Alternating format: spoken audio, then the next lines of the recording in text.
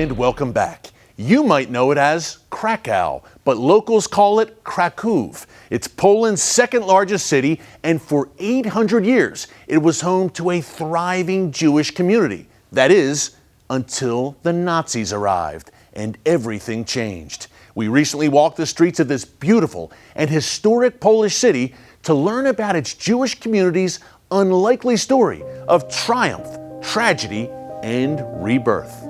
Take a look.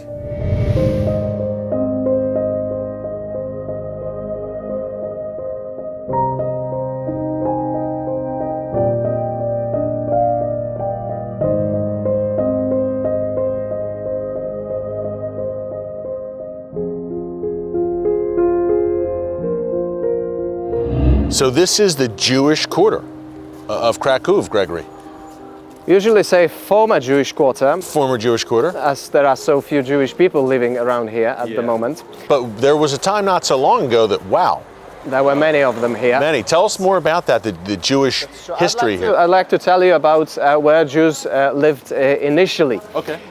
Because we are in Kazimierz, as I mentioned before, which is not the historic part of Kraków, but it used to be a separate city. First, Jews settled in what is now the Old Town. When, we don't know exactly, but city holds records that in 1300s, Jewish community was well organized, having 2 synagogues, Jewish ritual bath, a slaughterhouse, and numerous population. You said the 1300s? 1300, that's the record. Wow. But prior to World War II, about 45,000 Jewish people lived in Kazimierz, already district of Kraków. 45,000? Yes, that was most of the Jewish population of Kraków, which counted about 68,000, however sources may differ slightly here. I think someone had said that was about 1/3 of the entire population of the city? One fourth. Closer to 1/4, yeah. So Gregory, Jewish life here, which had gone back centuries to the 1300s, all of a sudden under this Nazi occupation was in a very dark and different place. Especially after Nazi Germans had declared Kraków the capital of so-called general government, which was the name of the puppet country steered by the Nazis. So this city was central to the Nazis' plans, long-term plans. It was a communication hub, big industrial city. For instance, troops going to the Eastern Front went through the city of Kraków. So the railway station was, for instance, modernized. And after first series of persecutions when Jewish enterprises and shops were boycotted, when Jews were branded, they had to wear brands on their arms, their shops were marked. In early 1940 it was decided to make Kraków a Jewish-free city. So that means most of Jews had to leave. At that time, death camps did not exist yet. That was 1940. Some Jews were drafted to labor camps in the east, building fortifications in case of aggression from Soviet Russia. And what were the conditions like in that ghetto? Conditions were very, very poor. Cramped. It is enough to say that in the area of the ghetto, 3,000 people lived before.